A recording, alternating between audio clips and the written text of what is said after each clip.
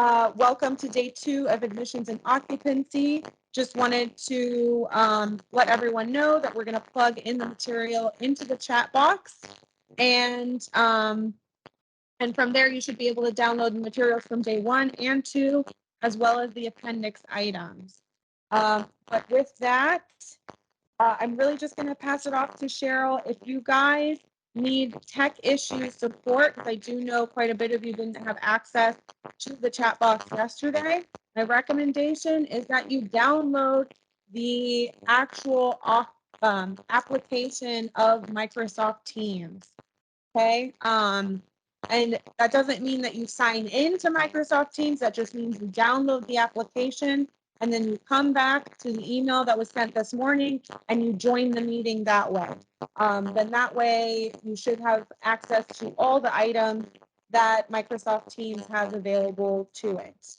For those that are joining via the desktop application, all of your features are going to be in the top right-hand corner. So you should be able to see, you should have the option to open up the list of participants and the chat feature, as well as reactions. But yeah, that's pretty much it. Again, if you have issues, throw those into the chat box and we'll do our best, or send us an email, because we do have our emails open, and that way, we can try and troubleshoot any other issues. It's Awista and I today facilitating the session. Please keep in mind to mute your microphones as you enter the room. It just prevents any feedback. And if you need to keep your cameras off like I do or Awista does, please feel free to do so. We're all here, but interact when, prompted, because these sessions are intended for you to learn and ask as many questions as you need. All right, well, that's it. I'm going to quit jibber jabbering and I'm going to let Cheryl go ahead and take it on over. And I really hope you enjoy today's session. Thank you very much, Crystal. Can you hear me?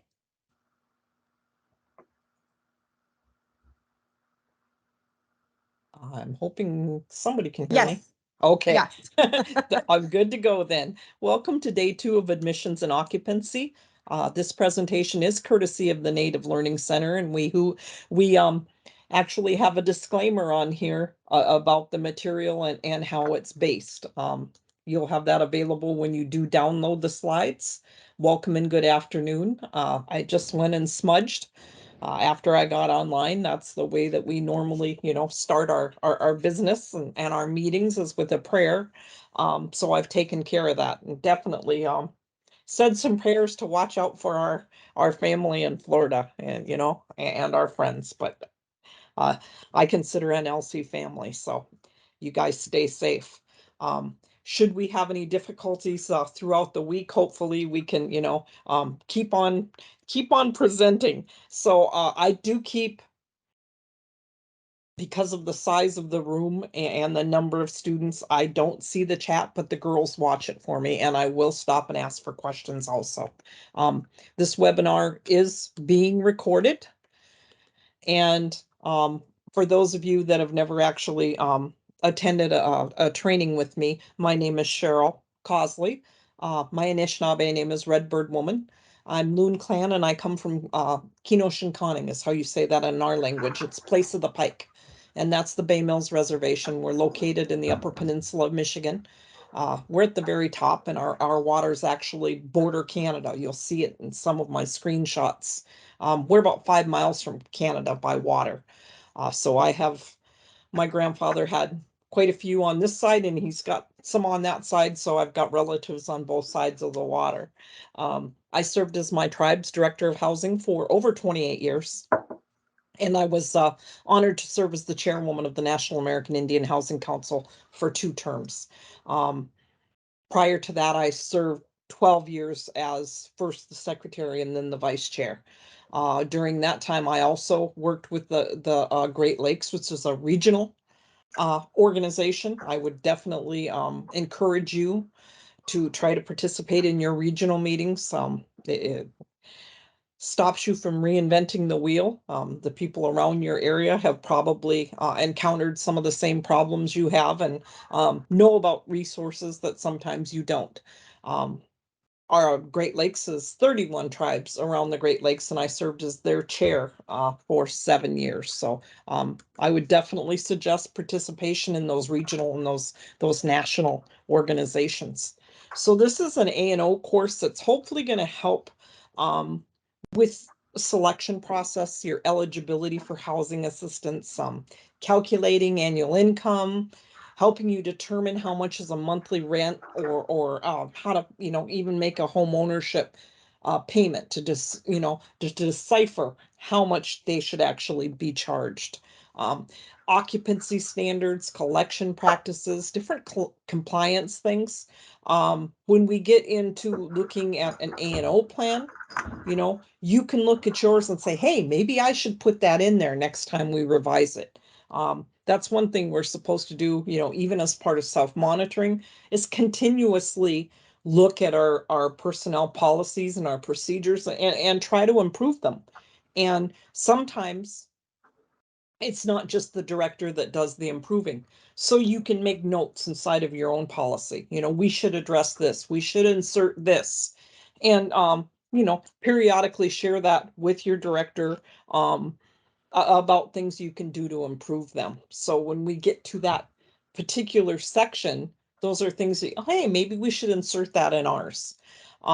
You should consider your own policies so you can practice, applying those to case studies, and examine, some of the ways that different people and organizations do things.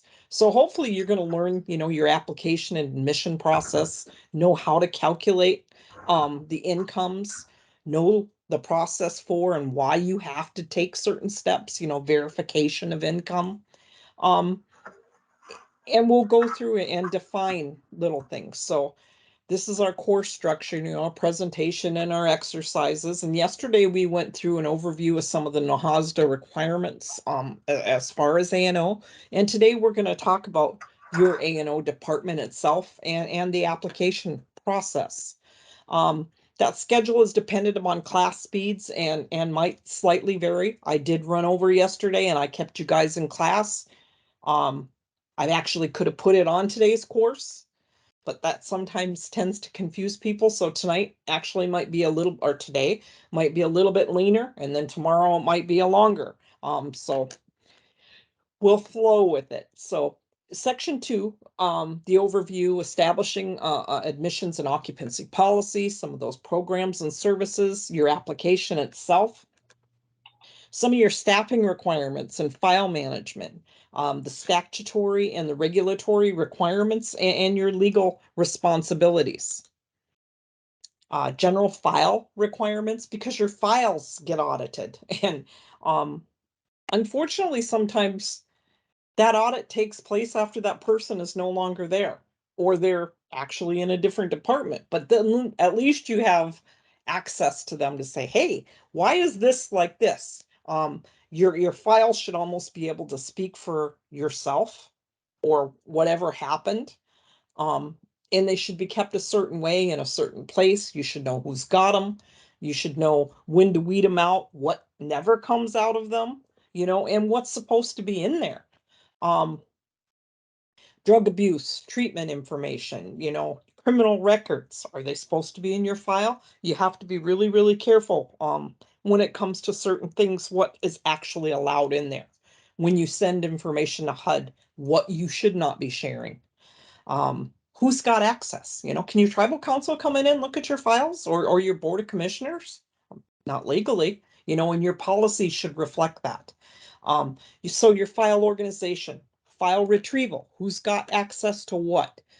Maintaining your housing counseling files, some of your responsibilities, the recipient, you're considered the recipient, your written application, your eligibility screening, and your different programs. For every program, there's a different process for it. And when it gets down to interviewing, when you get to that stage.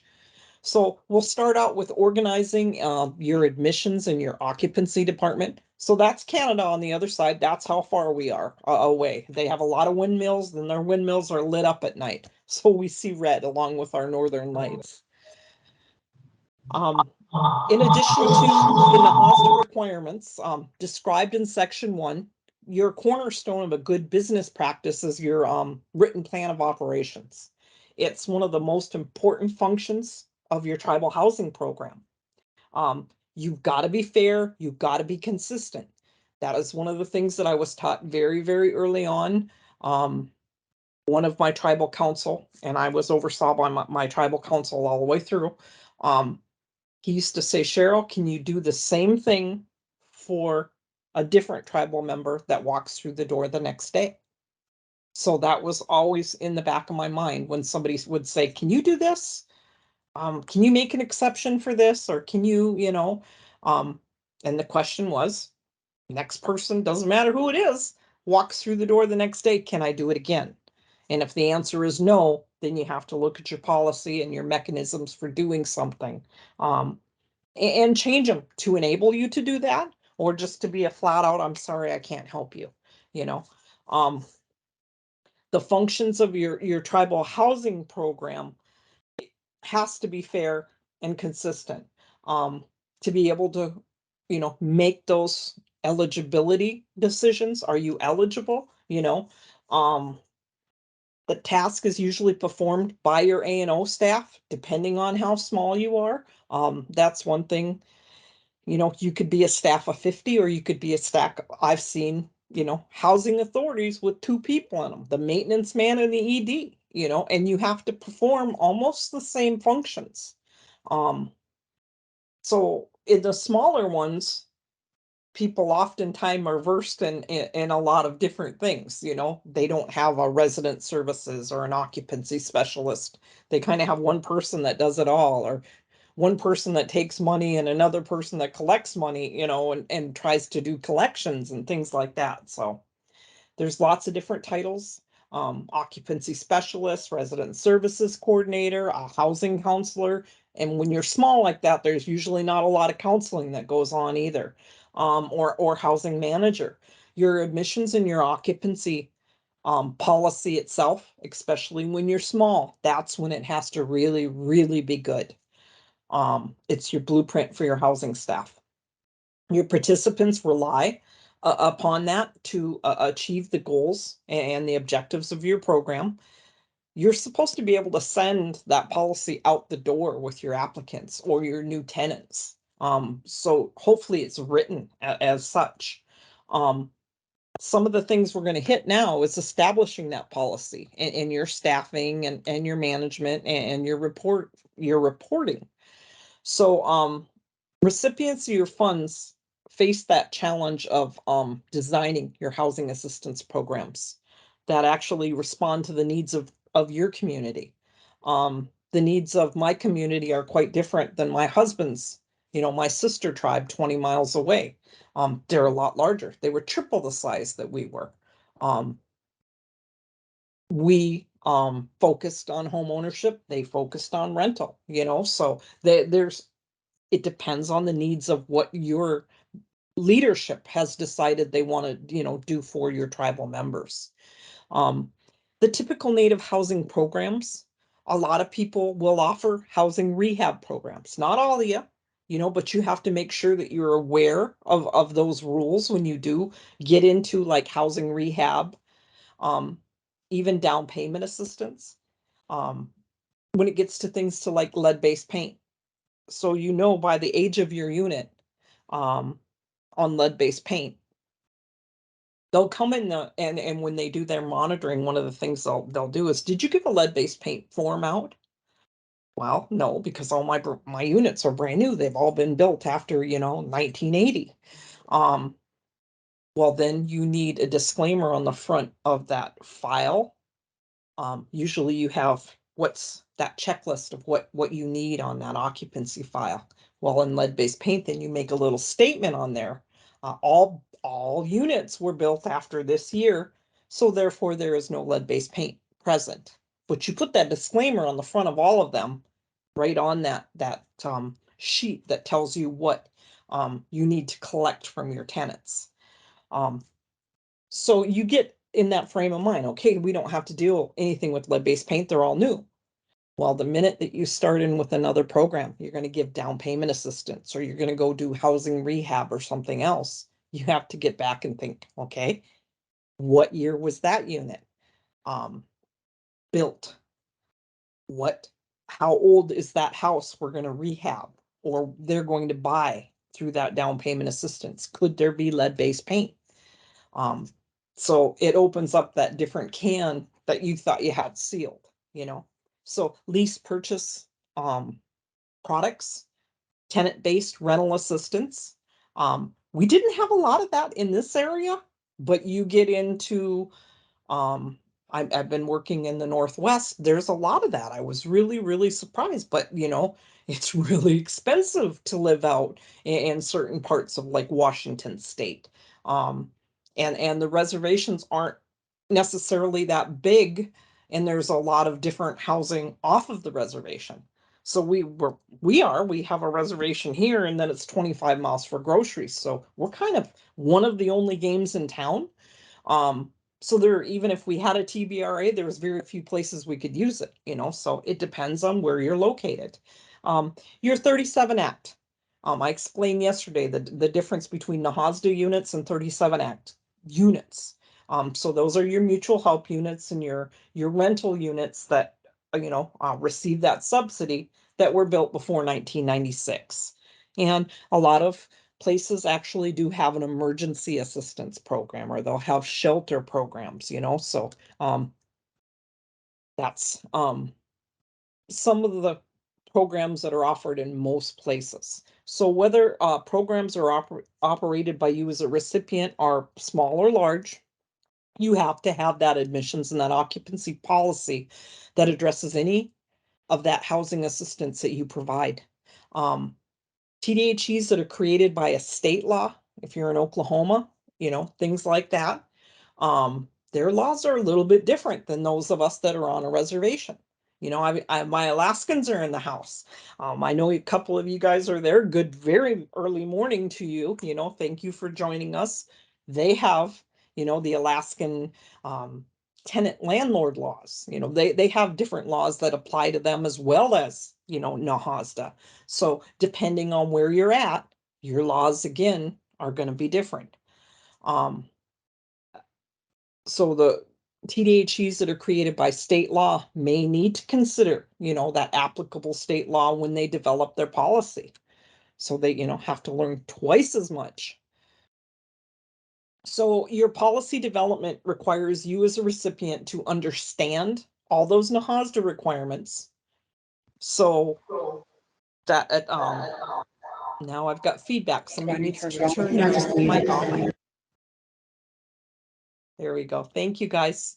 Appendix 1, Appendix 2, and Appendix 29. Get them, and you can print them off.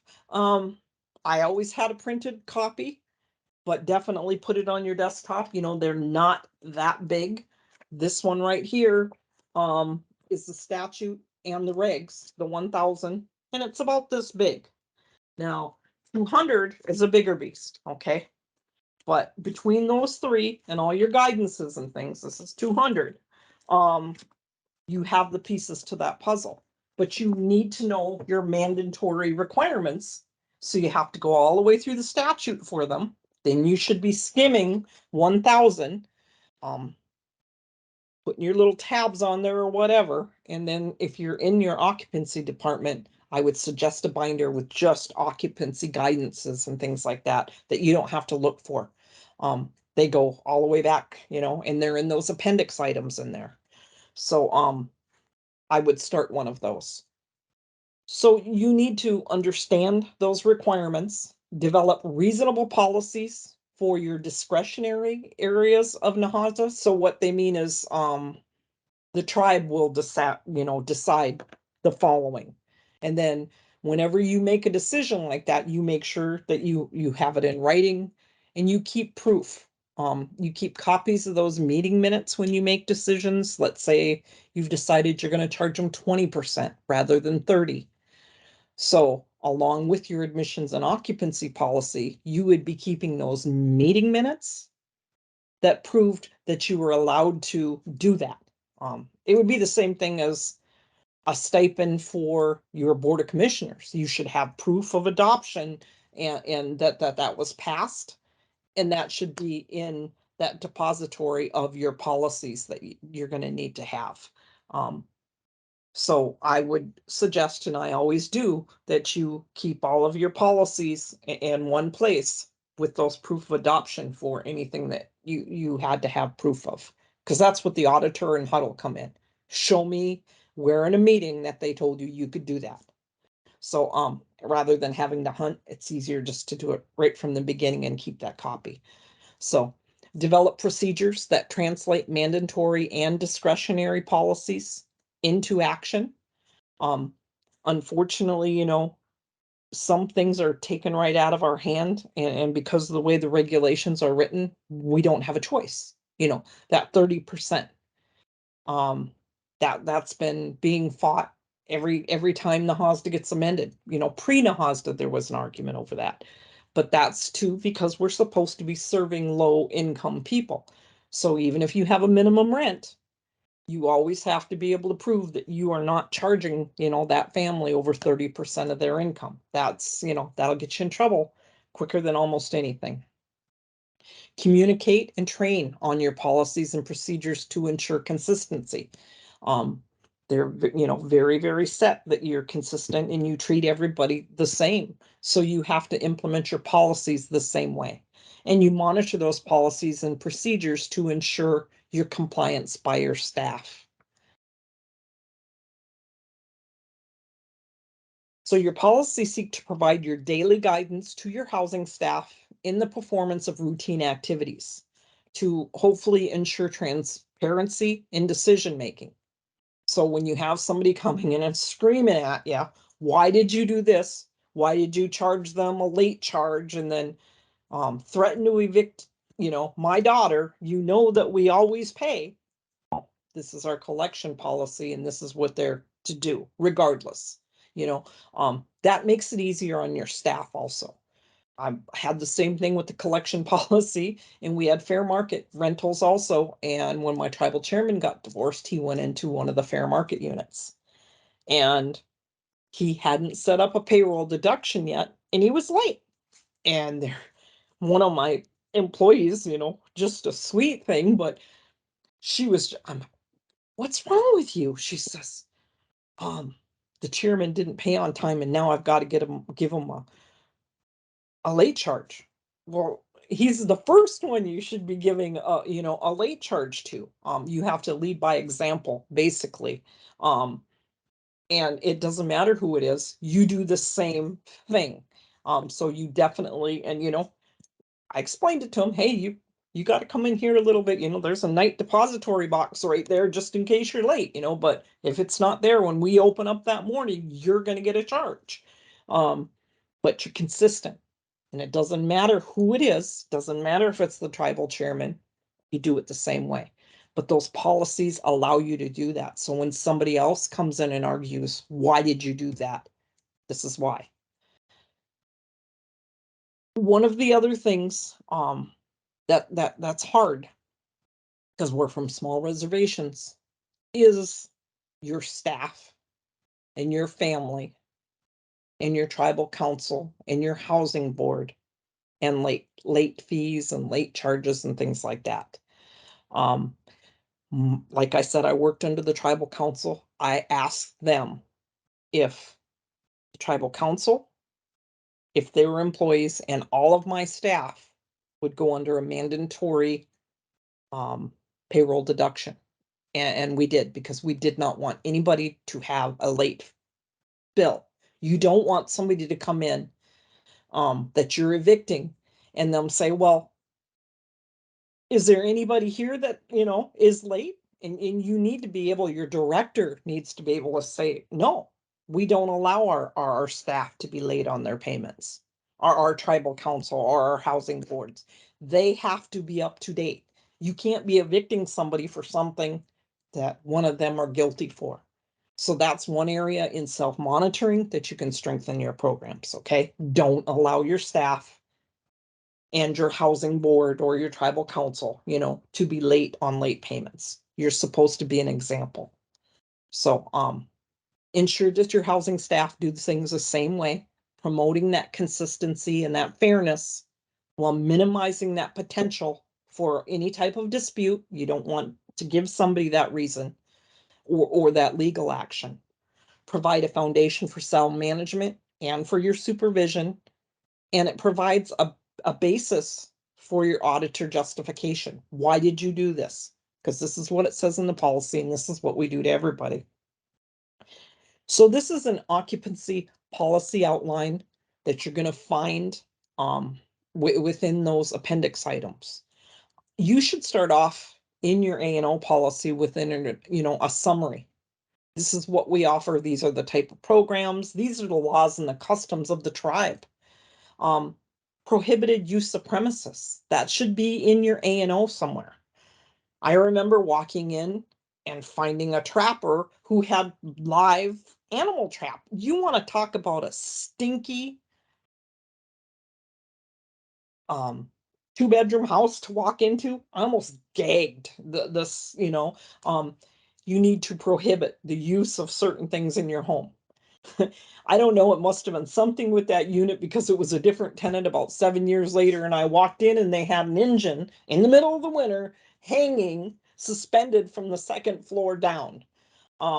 You need to make sure that you have prohibited use of premises, no cutting firewood in the house, no live animal traps, the allowed businesses, and you have to have a section on that. And you should be approving any business if you're going to allow any type of business to be ran out of a home.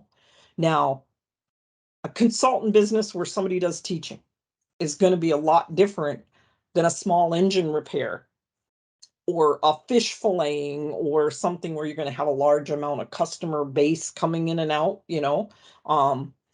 so you have to think about that, but your policies need to address that. Law enforcement, especially if you're in the places with multiple jurisdiction. We had at one point on our reservation, one little parcel of state land. And if something would have happened, and when we moved, I came from California here, when I was young, and the res cops didn't have any jurisdiction. At that point, they weren't cross-deputized. And I'm like, you mean you could murder somebody right here and nothing could happen because you don't have jurisdiction and you don't have jurisdiction? And one of the cops kind of shook his head. He says, nope, that's when we call in the feds, but you have to make sure that your policies address jurisdiction. If you have complaints, if you have anything, this is the court of jurisdiction. This is the law enforcement. That should be spelled out there. Your overview and your history of your program. When were you established? Oglala Sioux, 1961, the first rental one. St. Carlos Apache, that was the first mutual help unit. So when did you go into business? You should have that in there somewhere. What's the mission of your housing entity? You should have that in there. Your management capacity. What's your organizational structure of your recipient? Do you have an org chart in there? You need an org chart, by the way, when you come for audit or when you come for a HUD audit. It's one of the first things they ask for your whole organization. So your recipient's commitment to ethics, you should be making something that you are making that statement. Your conflict of interest provisions. So therefore, you could have that sample form in there asking for their relationship to the decision makers, your applicable codes and laws, your other applicable requirements, partnerships. Do you work with the USDA? Do you work with the 184 program? Do you work with the banks in town? We did all of that. Your overview, the purpose of your policy, your contents, your applicability, your program applicability, your staff and your officials, updating and revising the policy. Do you mail it out if it affects them? Number and gender, the authorization of the executive director, your Indian preference, your tribal requirements, your NAHASDA requirements. Do you have a preference policy for your tribal members? Eligibility. You got to have your definitions of family and household members, your overview, head of household, spouse, co-head, dependents, full-time students, elderly. You should be explaining all those deductions, how you go about getting to that rent amount. Persons with disabilities and disabled families, people look at that and they think, well, my son is disabled, I should be able to have that. Well, not the way the law reads, and that's not your decision. It could be if you had enough people where you thought you needed to go to the governing body and say, may we give a disabled deduction for other people in the household that weren't, the head or the co-head, that conduct of guest, you need to make sure that that comes across first thing when you're having those conversations with those tenants. You are responsible for the conduct of your guest. Grandma, you're responsible for your grandson Nana's buddy who's there. And you could be kicked out as a result of what they do. They need to know that. Foster children, foster adults, there's different rules for them. You don't give a dependent deduction for a foster child. That's one thing that I kind of fight with within Indian country, and that was something that came over from public housing, but that's an allowable deduction that you could put in place, and possible language. Absent family members, are they in school? Or are they in the service? Or are they incarcerated? And you have to have those difficult conversations. Are you going to allow, a sexual offender and all of those ones? Guardians, successorship, all of that's supposed to be thought out and outlined within your policy. Your income eligibility and targeting, social security numbers, at what age are you going to require it? And the different rules that go with that. Your family consent to release of information, denial for admission.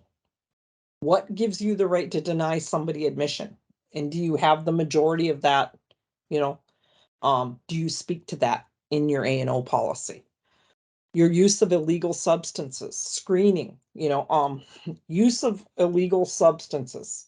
That's a huge thing because a lot of us are still on a reservation where marijuana is not allowed, but the state has legalized them, so you have to have some addendums probably to your leases to speak to that. That's what we had to do here, because it's now legal in Michigan. Screening, criteria for deciding to deny admission to somebody. Prohibition against denial of assistance. That has to do with VAWA. That's, in place in a lot of places, but not mandatory where we're at. I wouldn't be surprised because they're having tribal consultations on it now, where that's gonna be. But whether you're going to put those in your policy or not, that's a tribal decision. Your consideration of derogatory findings, your notice of eligibility or denial. Make sure you guys, when somebody applies and you deny them, you have to deny them in writing within a very short period of time. And when you're writing that, specify business days or calendar days. Okay. Make sure you just can't say 7 days because then you open yourself up to argument. Your application process, your forms, your, what happens at what stage, your charges. Are you going to charge them for, any parts of that? You're really not supposed to. Communication, your accessibility of the application process. People do it different ways. Some people keep their waiting list on the wall. A lot of people find that private and privileged information. So I've walked in and seen it where it's up there, but it's coded so you don't know who it is. You'd have to go to a file number. Depends on, where you're at, how that's done. Some places they're just kept in private, but they're, So your placement on your waiting list. You shouldn't be placing anybody on your waiting list until you have all the necessary information. Essential information for that. Your applicant files, your filing requirements, your management, your inactive files, your file retention, your confidentiality, who has access to what. Managing that waiting list. An overview, your wait list organization, Your basics, your priorities, your preferences. Do you have those in place? Are they clearly defined? Opening and closing that waiting list. I don't, unless there's a program that you don't offer and don't plan on offering, you don't see people close waiting lists too often. Entering new applicants, family outreach, reporting changes in your family circumstances, updating the waiting list, removal from a waiting list. I have, like I said, I work with a lot of tribes, fixing their HUD monitoring findings. Okay, so I come in and I try to help them, because you've got a short period of time and they have certain areas, you know, we need your staff to take an admissions and an occupancy class. There's findings in the following areas, and we need you to go back and audit these files and prove that you didn't charge them over 30%. It looks like you removed people from the waiting list when you shouldn't have. Please give us your wait list policy. Okay, so you do get findings for that. You do not remove somebody from your waiting list without a clear process as to where that file is going to go, who did the removal, why you did it. Try as hard as you can to get that in writing that they asked to be removed. Or you have the policy in place saying after this many days, if they haven't done this, they'll be removed, but you have to have a clear policy as to why, and you have to be very consistent. And then you have to write your staff member down that removed them from that waiting list. On 9/27, Cheryl removed the following people because their files have not been updated after we reached out to contact them and they've expired. They are now in the following file. So as why, who did it, what day you did it, and who was involved. And your reporting requirements. Your tenant selection, your waiting list selection, your selection method, who does that? It should be consistent, and make sure that they're not related to anybody. If it's, one of their children, they should recuse themselves and somebody else should do that.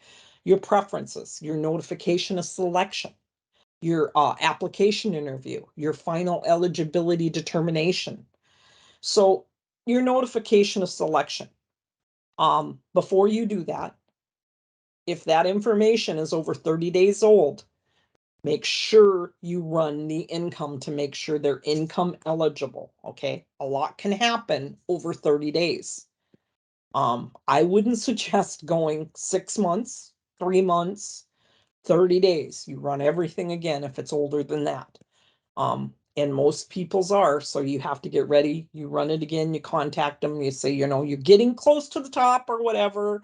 We need you to submit the following, or is everything the same, or whatever process you use, but determine that they're eligible again, at that end.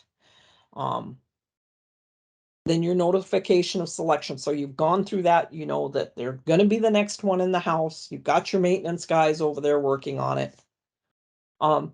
Don't wait until 2 days before they move into that house to come in and do those conversations and sign that paper and go through everything, because they're not going to be listening to you. They're going to think, I got 2 bathrooms. I need another shower curtain in this one. I need to get a garbage can for this room. And they're going to be going through that in their head rather than what they're supposed to be with you.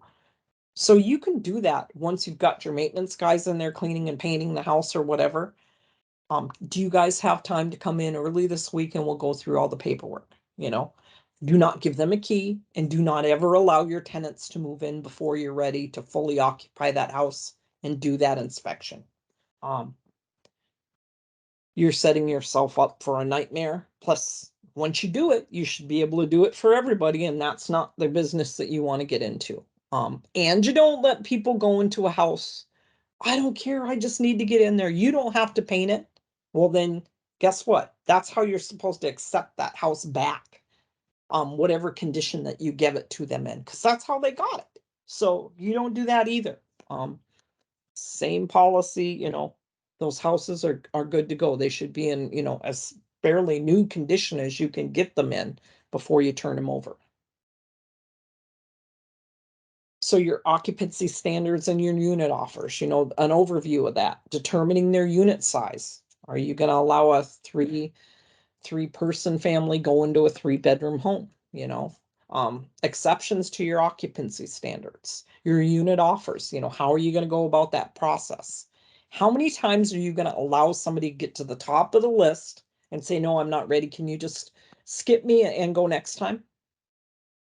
You going to let them stay at the top of the list? Or does your policy say they're going to go to the bottom? Or they have the right to refuse it once, and then they're going to go to the bottom. Make sure that your policy reflects that. Accessible units. If they need that handicap accessible unit, or if that's the only thing that you have open and there's nobody handicapped, are you going to allow another family in there? And then if you have a handicapped family, are you going to ask them to move once you get another unit ready? If you ask them to move under those conditions, you should have something in your policy as to, are you going to pay for the transfer of all the, utilities and the things like that? Anything with a cost involved? Because you're the one asking them to move. So designated housing. That would be the other point. Especially with rental units, when the family outgrows that unit, do you have the right in your policies to ask that family to move? Can you send them to another unit? And who's going to incur the cost? So occupancy use, your authorized occupants, exclusive use, guest and visitor policies, unauthorized occupants. If you've kicked somebody out of your housing, do you allow them to move in with grandma or their brother that's getting a brand new house? Or are they not allowed in any of your units? You have to make that determination also. We had some people where you are kicked out of all of our properties as well as the unit, depending on what they did. And then it's considered trespassing. So make sure you know that line too. Temporary absence from a unit. Are you going to allow them to leave to go to school and let uncle live in the house for 6 months? Annual income, the overview, your composition and income, what your definitions of annual income, earned income disallowance, business incomes, assets, periodic payments, payment in lieu of your earnings, welfare assistance, periodic and determinable allowances, additional exclusions from annual income, and determining that adjusted income. Those dependent deductions, elderly and disabled family deductions, medical expense deductions, disability assistance, childcare, your permissive deductions. We're going to get into that later, but I'm hoping all of you guys give the childcare allowance and give the travel allowance, because those are standard deductions that all of our tenants are supposed to be getting. I go in there and I work on policies and I see some that says you can have one or the other. Well, that's not how the law reads. So you should have policies for them, how you're going to implement them, and all of those standard deductions should be offered and given to all of your tenants, and other deductions. The reason for that is because your tribe, you're a sovereign, have the right to put your own deductions into place. Hopefully you're taking a good snapshot of your whole program and you can figure out how much some of these things, the cause and effect it will have on your subsidy amounts. I teach that in a couple of my classes. This is what's going to happen if you charge 30%. This is what's going to happen if you charge 20 and 10. This is about the utility allowance. We don't have to give utility allowances anymore. That's a decision. And nobody should have a policy where it says that you could have a negative. You should never pay somebody to stay in your home. So, make sure you check on things like that. Calculating rent, that overview of that income-based rent calculation. Minimum rents, you can do a minimum rent, but you still have to make sure you're not charging them over 30%. So then it basically wouldn't apply. Financial hardships affecting minimum rent.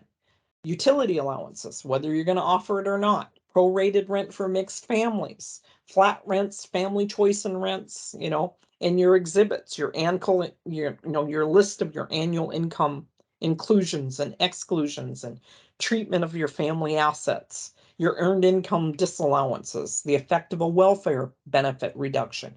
Also depends on what you've chosen as your method of income, which one you're going to use, and your verification, your family consent to release of information. Your policy should read that if they don't sign it, you remove them from the program, and you should have a set amount of days in order to get that again. Your overview, your verification requirements, your upfront income verification, third party written and oral, and we'll get into that, and your self-certifications.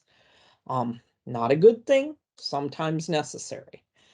You have different verification, your verification of legal identity. First thing you do is need to get a copy of their ID, especially if you're going to be running that criminal stuff on them. Can you tell me, do you have a driver's license? Do you have a tribal ID? We asked them that, and that was the first thing that walked over to the printer, even in the application process. Social security numbers, that documentation of age. Why do you need that? Well, you're going to need it to document that they're under the age of 18 for certain deductions. You're going to need it to give them an elder deduction. You need to know how old your participants are. And you should somehow have that reflected in that file. So next time they come in for that verification, hey, Johnny's turning 18. Can you have him sign this, or have him come into the office? We need him to sign a release of information. Your family relationships, your verification of student status. Unfortunately, in this day and age, I never really got to write off my son. When he was 18, he started working full time. When he was 17, he started filing his own taxes. So he wasn't really a deduction at any point on my taxes. So I can't really call him, he's not my dependent when he's, so you have to make sure that you have that process for that. Citizenship and eligible immigration status. You see that a lot more than we used to. I'm dealing with one right now, and in the Pacific. Here we have a lot of they want to be dual citizens that come over from Canada. Verification and preference statuses, eligible immigration status. So you have to learn things that you didn't think you would have to ever deal with at certain points. Verifying income and assets on earned income, business and self-employment, alimony, child support, different deductions depending on which definition you're using, periodic payments and payments in lieu of earnings, net income from rental properties, assets and income from, when you're doing those asset figuring. Retirement accounts, zero annual income status. What do you do when somebody says they have no money? Well, there's forms you can give them. Show me how you're paying for that phone, and do you have internet, and do you, there's zero income forms. Income from excluded sources,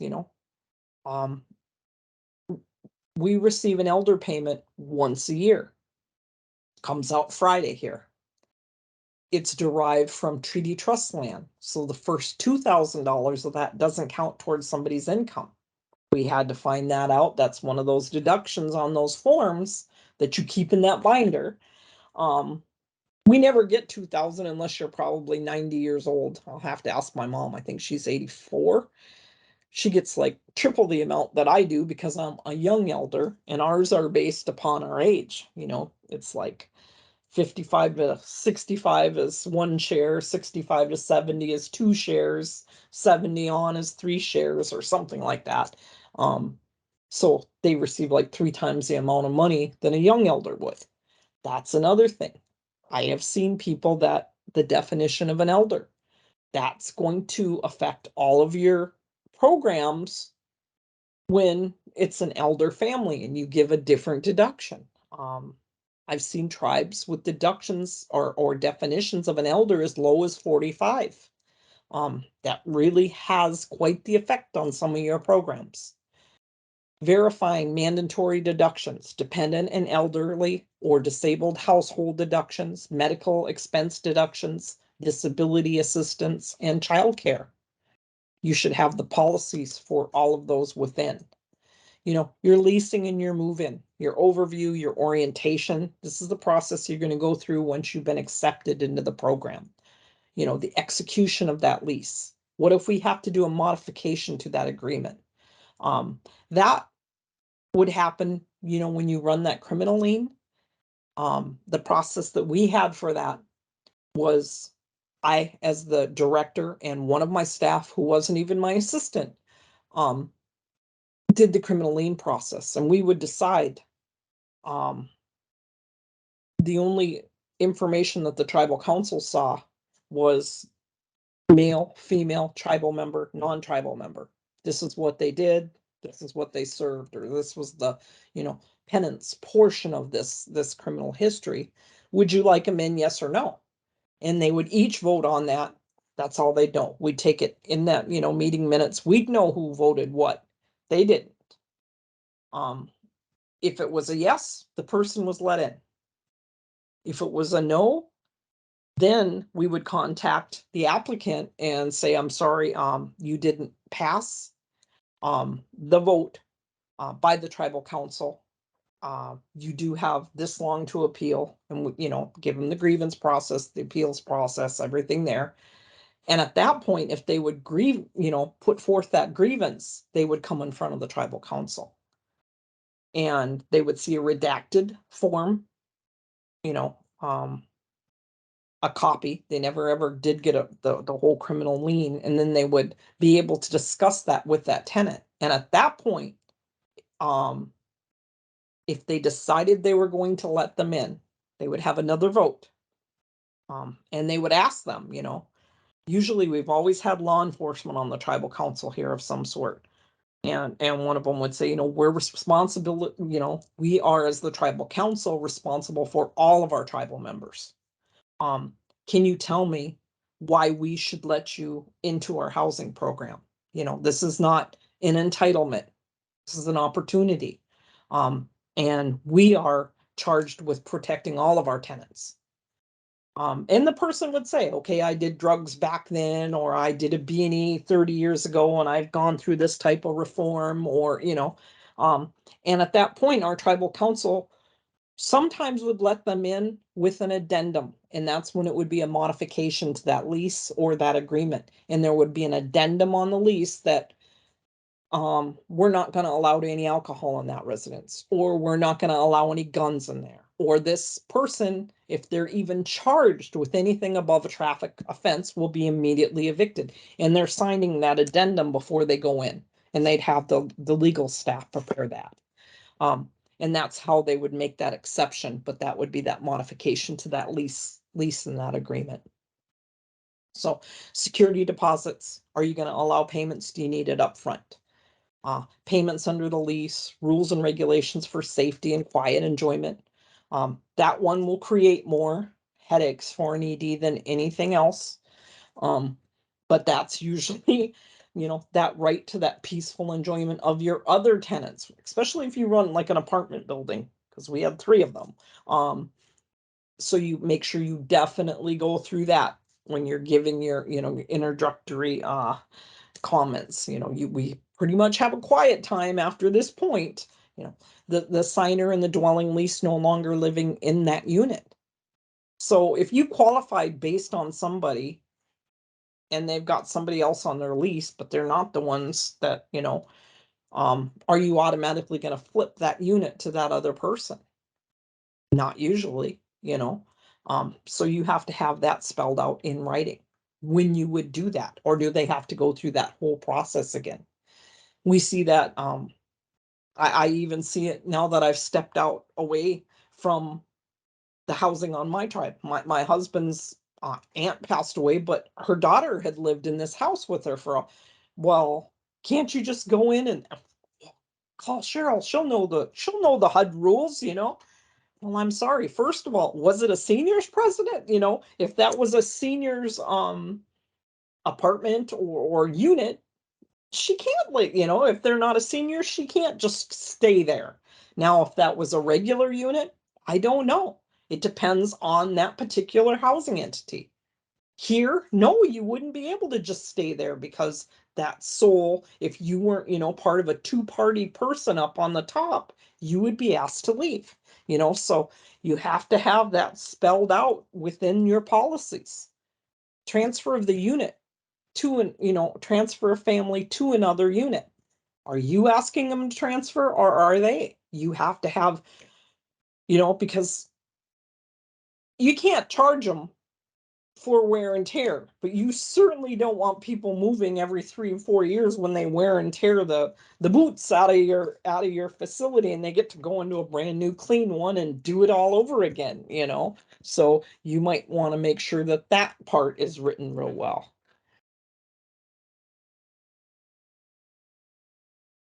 Your move-in process, your move-in inspection, you can't let them skip that inspection. You should always have 2 people when you do your inspections. Camera, everybody's got them on their phones. A lot of people use video. The purpose, your defects discovered, when you're going to fix them. Photos of anything, there's a hole on the wall or something doesn't work, or punch list items, warranty items, your documentation requirements. Here you need to, make sure that you sign this, that there was no defects that you saw. We walked you through every unit. There's not a crack. There's not a, and we expect to get our unit back like that. Maintenance and inspections. What type of inspections, notice and scheduling. How long are you going to give them to, prepare for that inspection? Here, we do our inspections after the snow is gone so we can do the yard. The inspection results. Are you going to fail the inspection and tell them you're coming back in a couple of weeks? And then are you going to put them on more frequent of an inspection schedule? A lot of places with big housing authorities or a lot of staff, when somebody moves in, they make them do inspections every 3 months. This is how we want our unit to be. And then once they pass it successfully twice, they go to a 6-month. Once they pass that, then they go down to that yearly one. Other times they'll do it and flip. We do everything on a year, but if you mess up that inspection, we're going to be back in 3 months, or we're going to give you 30 days to fix this, so make sure you spell all of that out. Identification and quiet enjoyment rules, housekeeping rules and regulations, your trespass policy and procedure. You will always have invisible tenants. No, he's not here. But yet he's been living there, especially your other tenants will tell you about that. That's when cameras on your properties help. But those are usually only your apartments that are under that type of surveillance. You can't put cameras out everywhere. Some people have security, and then you can use them for things like that, or you can use your police department, can you please I've got a problem. I know he's in there. We're getting these constant, would you please go by on your patrol at midnight and take a picture if you see that, that vehicle there. Most of the time there's a date on those pictures, so you have to deal with your invisible tenants also. Your annual reexaminations for families paying income-based rents, your reexaminations for families paying flat rents. There are people that charge flat rents, but you still have to do those research to make sure you're not charging them more than 30% of their income. Your interim reexaminations, changes in family household composition, changes affecting their income and their expenses, process for the interim reexamination. Discrepancies, how you deal with that. Assistance animals are a whole nother ball of wax, guys. And the fair housing rules are really, really complex when it comes to that. When I chaired the Great Lakes, we had people from our HUD Fair Office of Fair Housing, which was the public housing side, come in and talk. And then we ended up bringing them to NIHC to the legal symposium in December, because that's such a sensitive subject, and you have to step so carefully around assistance animals and some of the protections that you have to put in place. I had somebody that said they had, the companion kitty, and it's like, that's because we could see them on the cameras in the apartment buildings, so, they suggested, you get something from the doctor saying that they need this, but there's legal implications. So that's one area of training that I would definitely suggest that you look more into, on your regional basis, perhaps, because it's a very sensitive, assistance animals, the care of them, especially if someone requires one and you don't allow pets in your building, um, so that one's a hard, careful walk that you have to take. Transfers that are requested by tenants, transfer processing. We talked a little bit about that. So this is in there for you to look at, in your termination by your tenant. A tenant who chooses to terminate the lease. Now, after a while, I ended up with a form. Thank you for, staying with the Bay Mills Housing Authority. It's been a pleasure having you as a tenant. You received your unit in the following condition, and I had a checklist. This is how we were, expect to get this unit back. If you would like to receive your entire security deposit, the shelves need to be emptied and wiped out. Your refrigerator needs to be emptied and cleaned. The floor needs to be swept.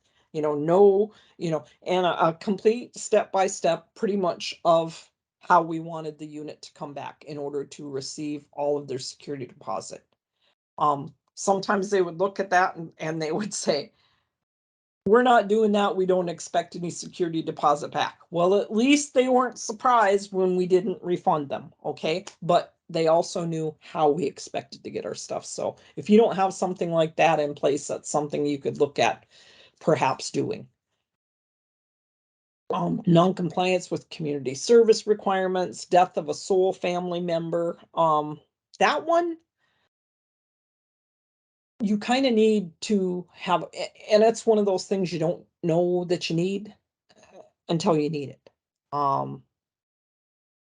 Especially with like apartment buildings. We had somebody die, and you need to have if they're a sole occupant, you should have a protocol in place. This is what you do. First thing you do is you normally go and lock and change all the door, the keys on that unit. Then you need a letter posting to the family that they need to contact whoever, because normally they will need to go in there and get burial items, okay? But we would get phone calls, don't let my sister in there, she's going to rip my dad's stuff off and this and that. And it's up to you to protect the belongings on that premises. So you need to have a protocol in place. And what we would do is, that's what we ended up doing. We're immediately going to lock down that unit. We're going to change all of the locks. There's going to be a nice letter on the door saying, please contact, this person, whether it be the head maintenance guy or your executive director or one of your occupancy staff. And then if they say they need to get in there, the only thing that they're normally allowed, and what our council decided, would be to go in there and get, the items to bury them with. And they weren't allowed in there by themselves. They either had to be accompanied by somebody on the police force or two of our staff. And it was a one-time thing. And then that unit was locked back up, and then, the court would determine everything else. But you just can't let different people in there. So, termination by recipient, look at all this stuff, and decide if your policy or your A&O, if you've got it addressed somewhere, your mandatory lease provisions, criteria for deciding to terminate a tenancy, so these are family debts to the recipient. We wouldn't even allow an application to be processed if they owed the housing authority money. or if they owed our utility authority, which was ran by our housing authority, money. They had to be paid up in full. So things like that. Grievances, make sure that you have your proper grievance procedures in place. You should always have 2 grievance procedures, one for your staff members and then one for your tenants or will-be tenants. And your integrity, criminal prosecution. Are you going to do that? Under or overpayment? If that mistake was done fraudulently, it's going to be different than a mistake or an error, perhaps on the behalf of one of your staff. You could be overcharging somebody. If you ever overcharge somebody, you need to pay them back immediately. So, process and steps, your personnel policies have to address, your application, that submission of that written application, your calculation of your annual income, your determination of a parent eligibility, notification of the applicant, apparent eligibility or ineligibility. I'm sorry. This person, your husband or your fiance did not pass the criminal lien. We have therefore deemed your family ineligible, placement on the waiting list if eligible. Pre-selection, determine availability of appropriate housing unit. You can't be putting a 2-bedroom family or 2-person family in a 5-bedroom house. Verification process, final selection, how you're going to do that. If it's a brand new house, you got to go through the, move-in inspections, the punch list, all that fun stuff. Your occupancy, compliance with those occupancy standards, your counseling if you require it. Collections, your reporting, your file management, it all has to be in there. So you need to establish that admissions in your occupancy policy. Appendix 10 has that sample outline that we just went through. Your recipients' policies can vary depending on the different programs that you offer. I cannot stress this enough. If you offer multiple programs, you need multiple policies. Do not try to combine them because it's nothing but confusing to your tribal members, to the people trying to audit those files, to go through and look at your policies. They need to be separated. You can keep them all on the same binder, but you should have different policies for every program. It can be, dependent upon your programs offered. So some of the areas in which recipients can exercise your self-determination, make your decisions, or your body can make the decisions on the responsibilities is, defining family characteristics. Family includes, but it is not limited to, definition of a family with or without children, elderly family, near elderly, disabled family, single person, as determined by you as a recipient. Identifying the preferences you want to put in place and the priorities. So the priorities with the preferences and identifying areas where services are going to be provided. We provided housing all the way across our reservation, but we're not that big. We provide 184 loans throughout the state of Michigan. We provide down payment assistance within the county that the reservation sits in. So, those are some of the things that you're going to have to decide every time you look at establishing a new program, or if you have a lot of people come in, and if you only offer it within the county and somebody's tracking it, or you've got this many inquiries about the following, maybe the county next door, you might look at expanding it. But your board's not going to know that. That's things that whoever is receiving that stuff is going to know. So, we've had 20 inquiries in 2021 about, servicing Mackinac County as well as Chippewa, things like that. So, you might think about having your staff track things like that. Some of the ways a recipient can be creative, whatever options that you as a recipient choose, they have to fully be described within that admissions and occupancy policy. Things like establishing a ceiling amount. We will not charge you over this amount of your income. You can establish that minimum rent, but that 30% rule is always going to take that precedence. So it really isn't a minimum rent. Identifying additional deductions and calculating adjusted gross income. That's up to you. You know, you could change the definition of an elder, or you could up. I've seen also people that give, instead of a $400 deduction, $1,000 deduction. But that's a two-edged sword also. When, you know, you try to make it as easy on all your tribal members as you want. The flip side of that is you could have tribal members that you waive so many areas of income or give such large deductions that you could be charging them the over 30% of their income. So they could really, you know, and then you're not gonna be able to serve as many tribal members as you want, because everything's gonna, you know, be ate up by your subsidy. So those are some of the things you have to look at. Your policies represent the vehicle in which your housing assistance programs are described. In addition to program substance, the policies are the source for describing who you're going to serve. NAHASDA identifies who is eligible. Recipients identify more specifically who you're going to assist. Your staffing requirements, there's no two recipients exactly alike. Consequently, there's not one right way to do everything.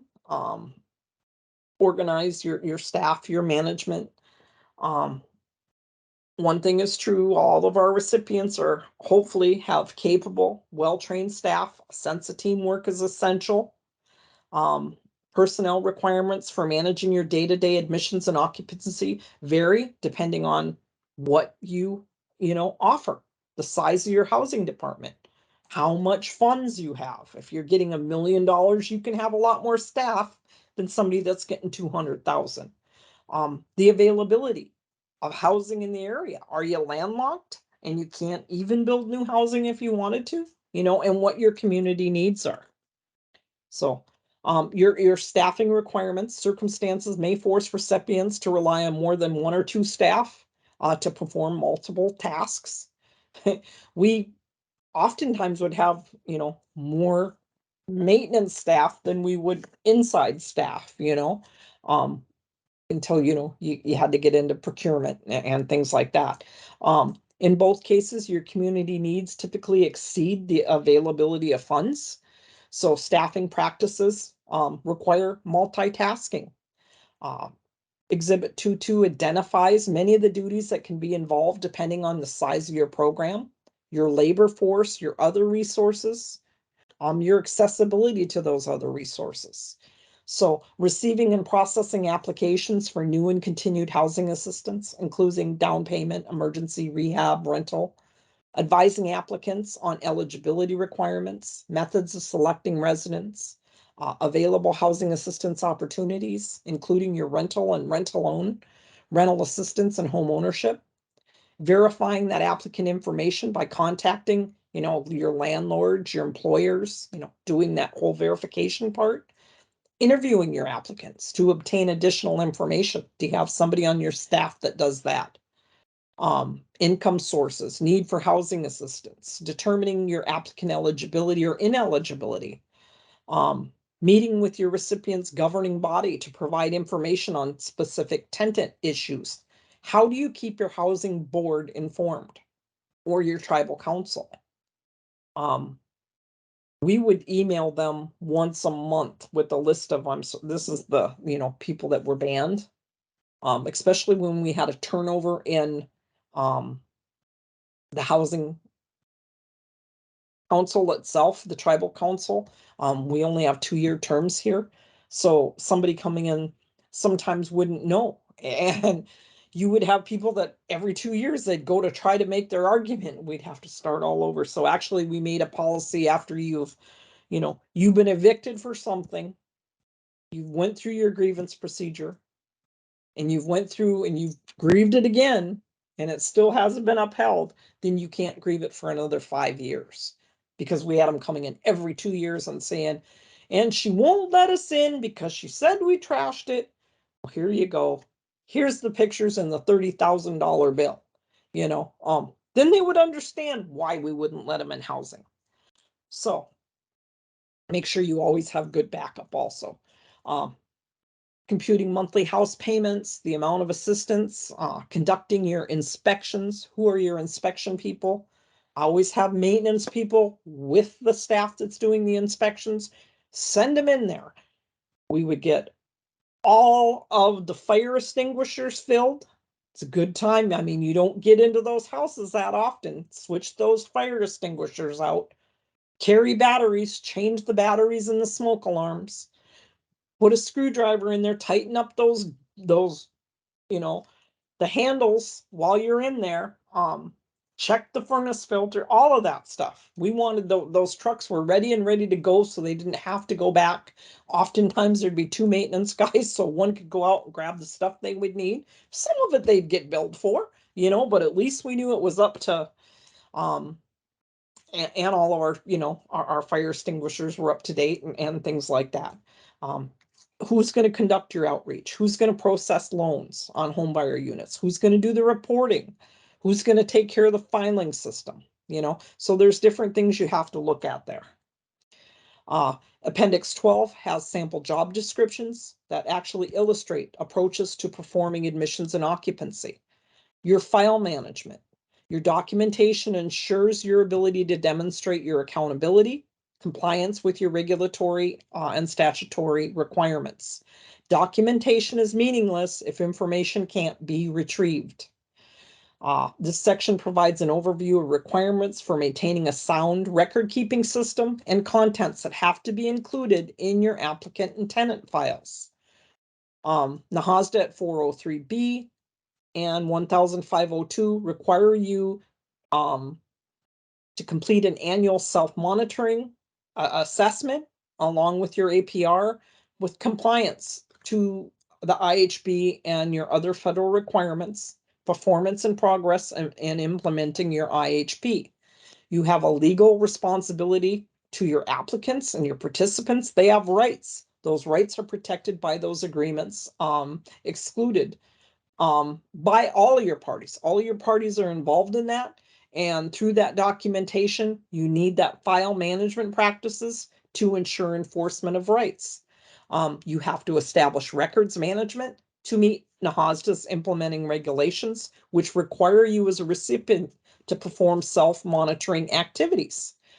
Your general file requirements, you have to have a written procedure for identifying the types of files you have to maintain, documentation required for your tenant and your program files, the way they're to be retrieved, the way they're to be stored, and procedures should be written to ensure understanding and compliance.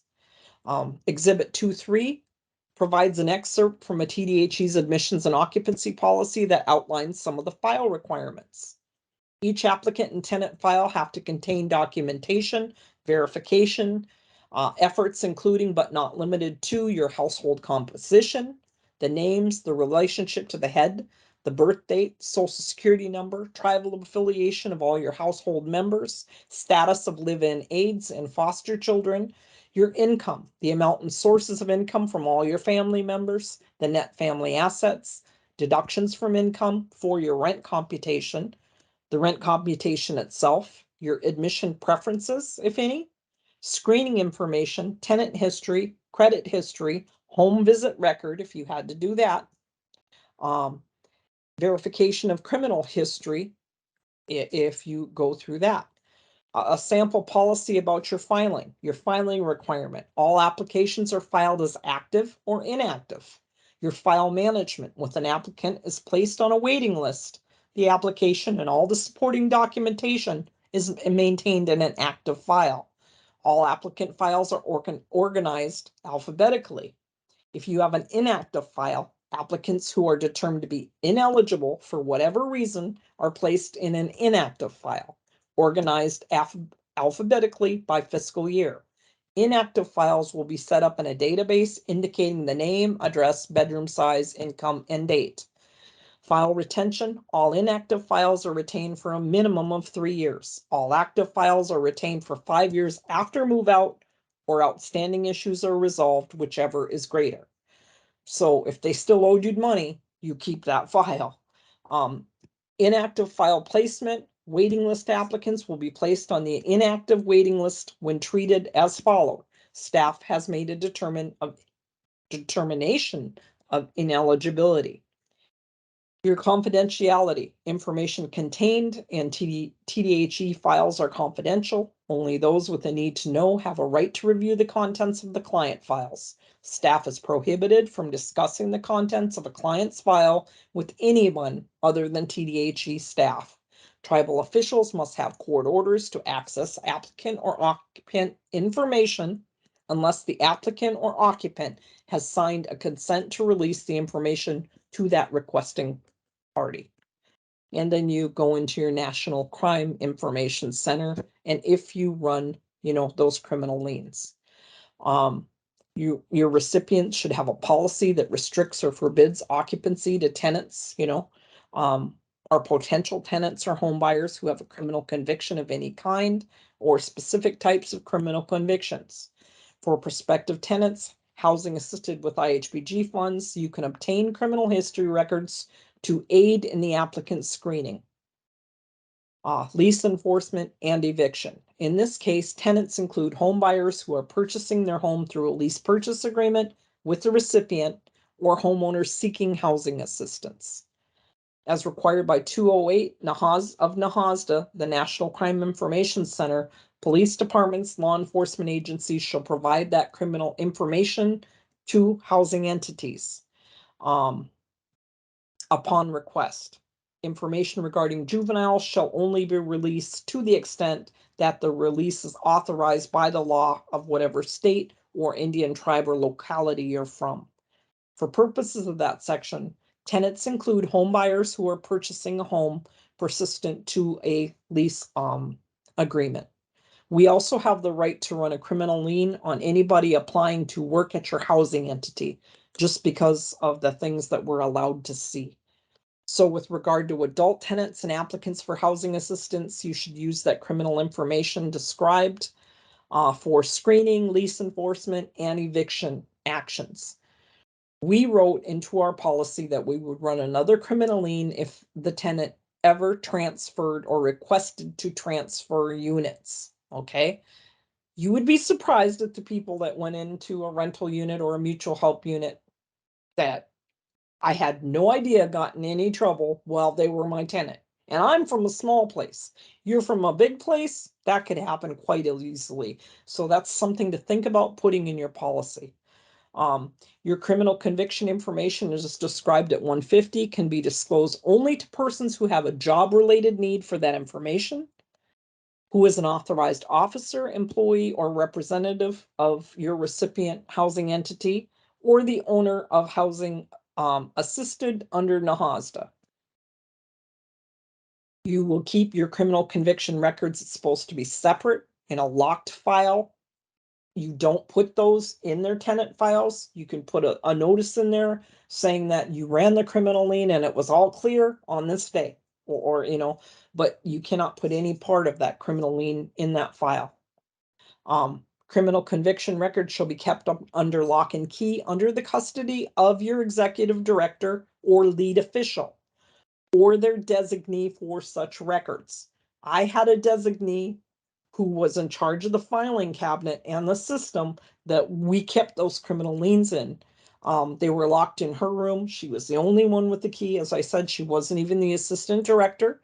Very, very closed mouth. You wouldn't be able to get anything out of her if you sat on her chest and punched her.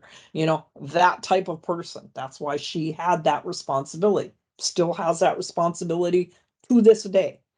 You don't want a chatty person to be charged with something like that. This is very, very private information. You don't want, because we used to have to go through state police audit for this. And we always passed. There's my warning bell.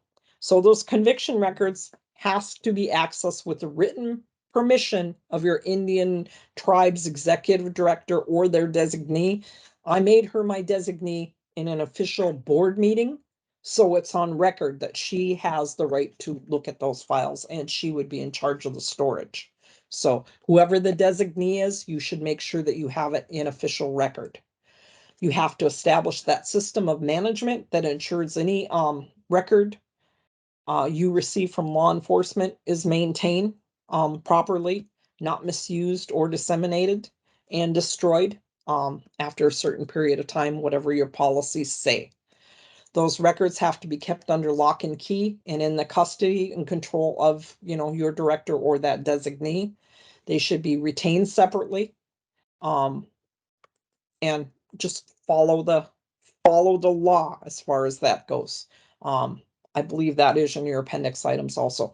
Your drug abuse treatment should be the same way. It's not kept in the same files. We didn't usually get a lot of this until our tribe started taking in healing to wellness courts. We had one.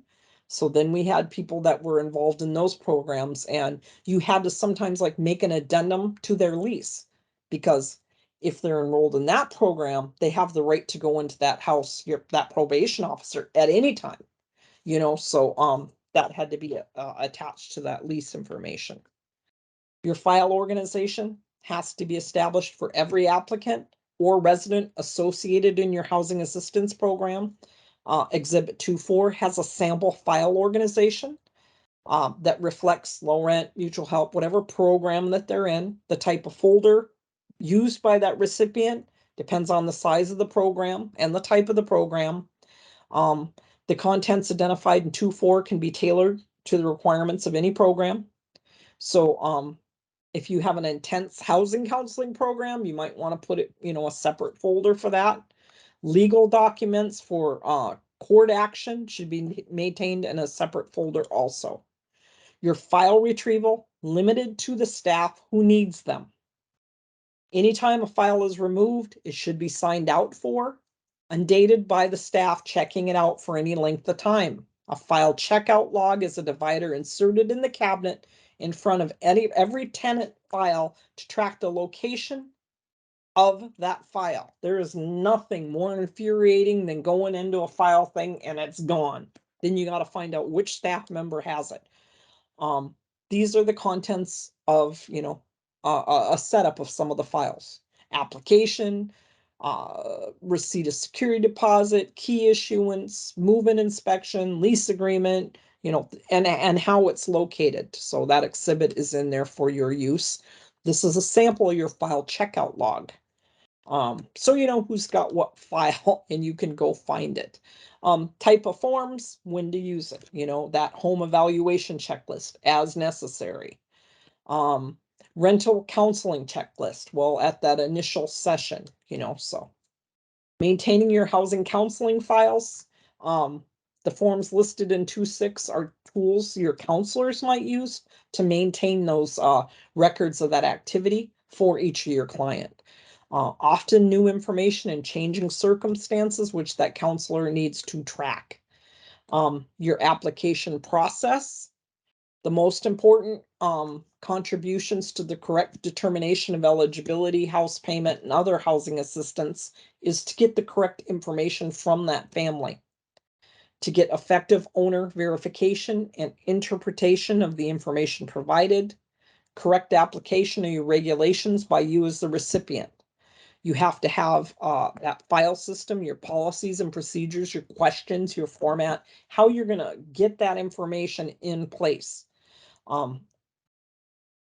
Also, not all recipients collect the data needed to achieve the desired results. Consequently, recipients must rely on a process that includes a written application, a program application process, a definitive screening process, and an interview process. Your written applications are required of any person or household to apply for that assistance. Unless it's a waiting list and it's closed, your staff should accept every application and process them to the extent necessary to determine if they're eligible. Prior to taking application and during periods where that waiting list is closed, consider maintaining an inquiry list of those households who are interested in receiving assistance. Make it clear that an inquiry list does not constitute an application and does not determine the date and time for purposes of their placement on that list. That application can be completed by either the applicant or a member of the housing staff, and the applicant has to sign that application if assisted by one of your housing staff. You're responsible for developing your application forms. They should capture your organization and your information needed to make a determination of eligibility for their gross income, their characteristics, the size, their location and type of home needed for that family, whether they're suitable for participation in your program, whether the applicant family qualifies for an established preference if you have them in place.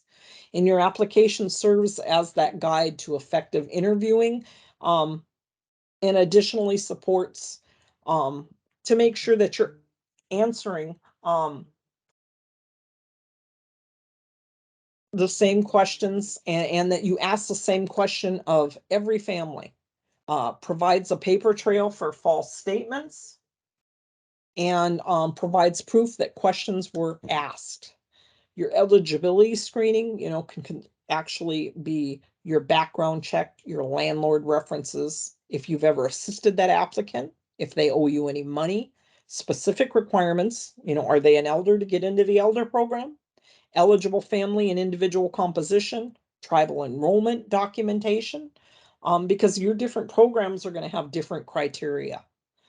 Your screening, are they credit worthy? There are some housing programs that run credit histories. Is it going to be their principal residence? Do you allow a snowbird? In our mutual help units, we would allow them up to 3 months, but there were certain conditions because you have to wash that home and make sure that it doesn't freeze up while they're gone. Ability to enter into an agreement. Rental use and maintenance history. Have they trashed one of your houses before, or one of the head occupants done that? Your verification time frame, their habits and their practices. Do they have stable employment? Do you have all the social security numbers?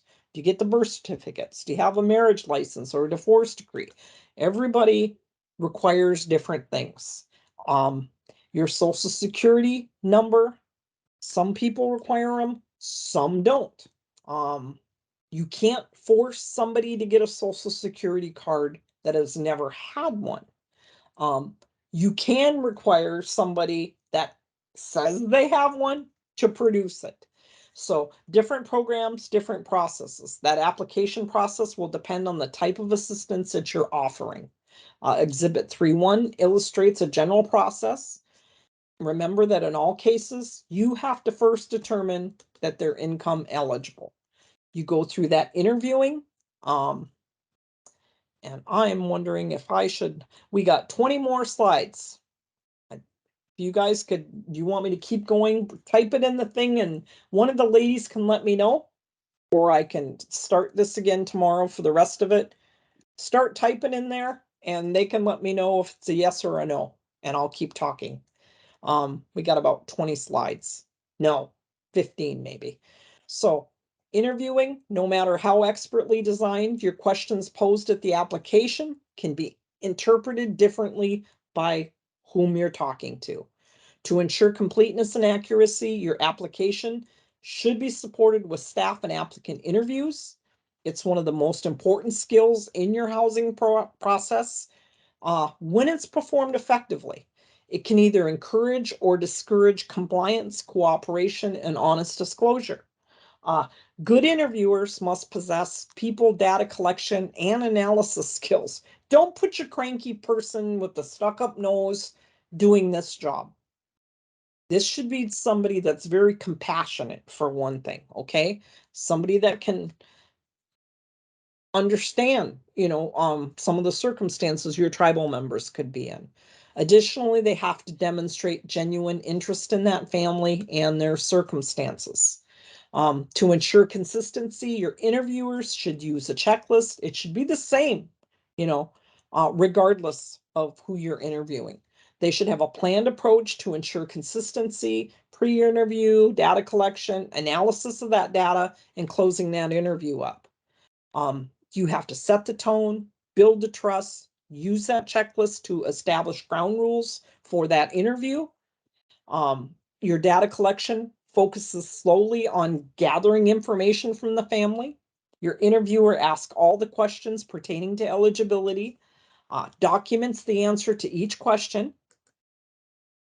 Your interviewer evaluates the information and documents provided by that family, what needs to be verified, whether that family has to provide additional documents. Always, always put that in writing so they don't piecemeal you. And you know, that's your call, whether you want to receive it as they get it, or if you want them to wait and say, but I need it no longer than 14 days from now. You know, resolves any discrepancies between the family statements and other verifications. And closing that interview, you review all those forms with that family. Make that determination. Can they read very well? Do they understand what they're going through? There was a couple of my fishermen and my guys that I was pretty sure were a functional illiterate. So I read the majority of the application to them and you know, sat there. And you do that in private. You don't do that out in the front room where everybody's walking in. You need a place, if you're going to do any of this, that's private, that you can walk them back into. Set up a little area. I had one little desk that was covered with those little squeegee things, you know, those stress balls. I had balls in houses and I used to collect them like that. So if they want to put their kid down, they're not going to break anything. That was an unbreakable thing that, you know, they could play with while the parents were doing that. Provides family with written instructions about further information, documents that they have to provide, and answers any of the questions that they could have. Provides information about understanding those program rules and requirements. And then we've got some interviewing tips in here. You know, an application or a re-exam form is generally used as that template. Ask every question on the form. Make sure that they answer all of those questions. Don't write NA on there. Make sure the form is signed and dated by the staff and a member of that family. Use global open-ended questions to get explanations. Who, what, where, how do you, why? Why is your payment once a month? Or because it's a fisherman and they're getting paid at the end of the fish cycle, you know, once the fish buyer sells the, you know. Use closed questions to get specifics. Do you, is it, how much? Is it based on a pound? Does it fluctuate? How many? You know, make sure that you're consistent there. No regulatory requirement for a face-to-face interview. That's up to you to determine if that's what you're going to do. If you don't interview people in person, completeness of that application and that re-examination form is critical to your income and your rent. So somebody, if you're not going to do the interviews, needs to be checking that when they go to turn it in. Okay. Maybe, you know, all of our applications had to be turned in person. They weren't allowed to use the Dropbox. They weren't allowed to send it through the mail.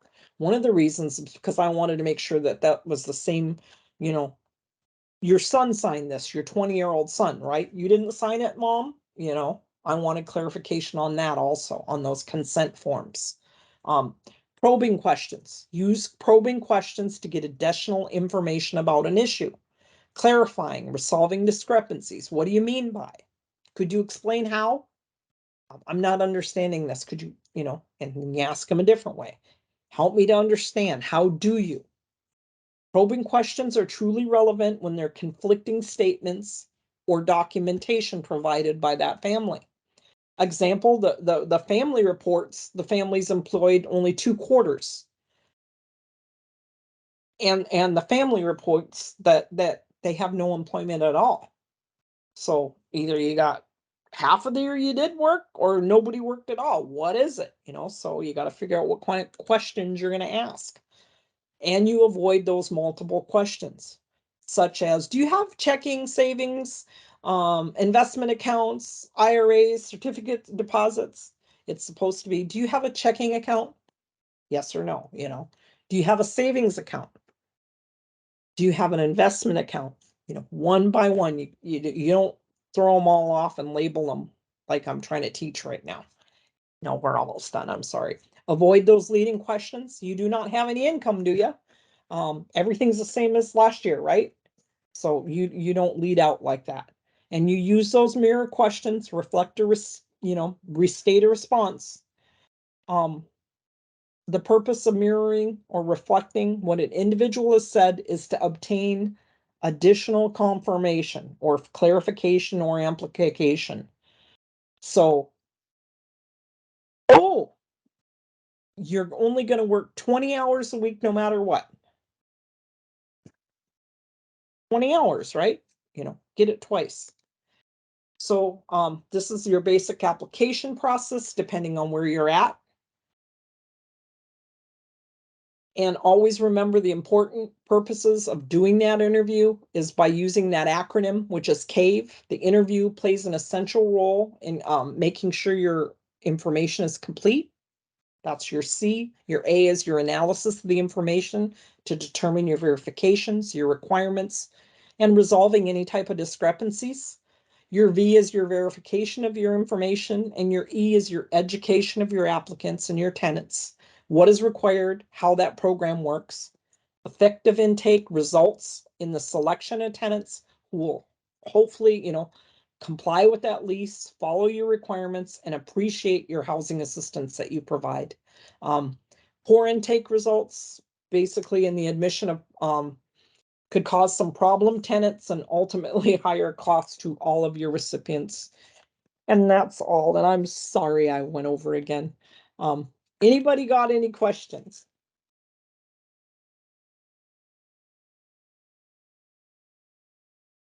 Know how I can. Is anybody Yes, still? Cheryl, there are some questions.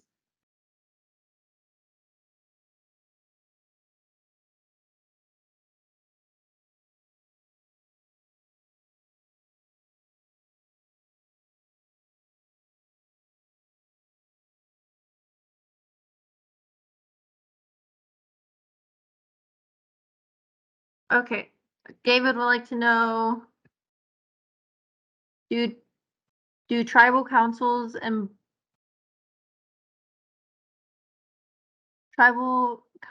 boards are not allowed to view housing files legally? Correct. That's confidential information. Now, it's the same thing as like a criminal lien. I can bring you out and tell you what's on there, but I'm not going to hand you a criminal lien. But you can't be inquiring more about one tenant than you can another unless they're involved in like a litigation or they're on probation or that's very limited information that's usually limited to your staff. The other thing is when you're discussing a relative of somebody on the board, a lot of times you should be referring to your tenant by number. Address doesn't really work that well in a small space because it puts sometimes your board members in an awkward situation, especially if it's we have a tenant located in Bear Trail Apartments that's 3 months behind, and our collection says, policy says we have to start with the eviction, and unless they come straight out and ask who it is, you really shouldn't be giving them that information. Okay, the next question is, what is the time period for denials? You put that in your policy. I've seen people put 3 days in, which I would not recommend because of the fact that you've got to factor in holidays. So I would recommend a minimum of 7, a maximum of 14. And make sure you put business or calendar days in there, but that's got to be established by your, within your policy and adopted in the policy.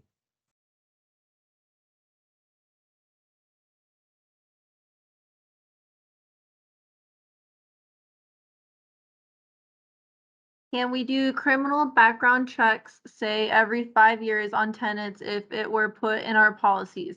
We have had a few people have convictions during occupancy and we never knew about it. I think you're going to have to call your HUD office on that one. I can't answer that one because that's rather random, but in another way, it's not.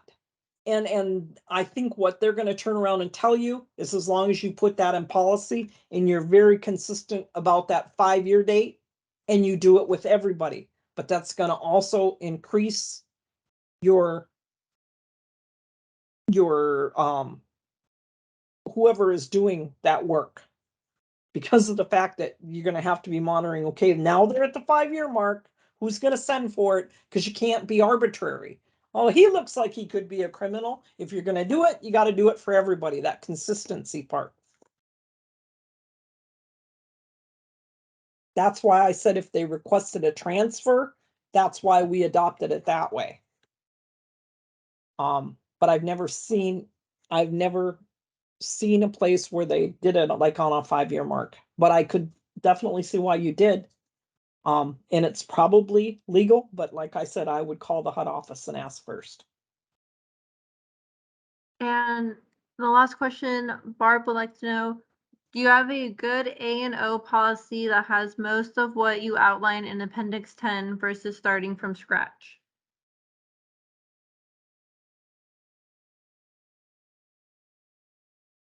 I have some different people's policies. They used to put one in a lot of the programs that came from one up in Alaska, actually. I can see if I can get my hands on it for you. If you want to send me your email.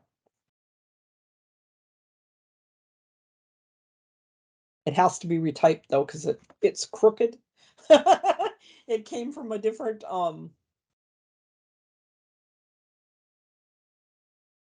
technical assistance provider, and it drives me crazy, but I haven't been able to take the time to retype something that was, not mine and hundreds of pages long. But if she wants to do that, I can do that.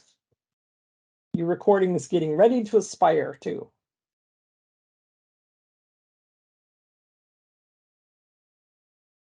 I'm just making sure that all the questions were answered.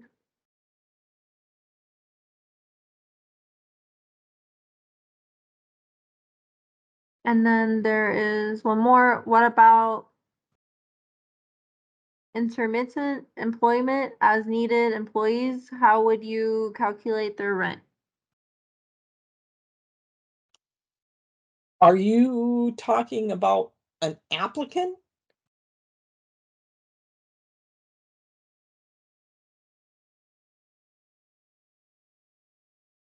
Marilyn, she says yes.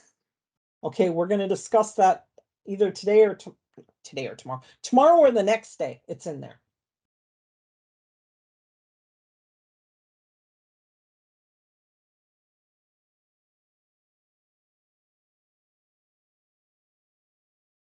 So we're going to hit on that.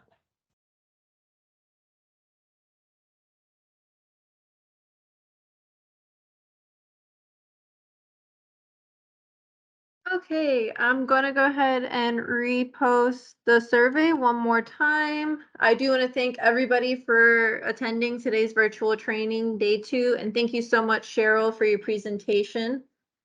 You stay safe in Florida, young lady. Thank you. We will try.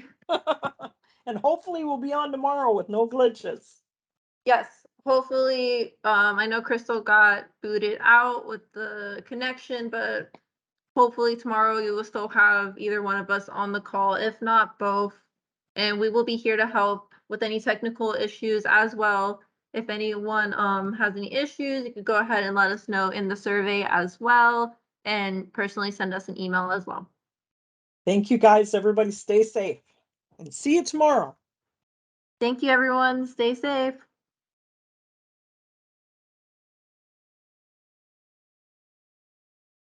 Bye, Rena.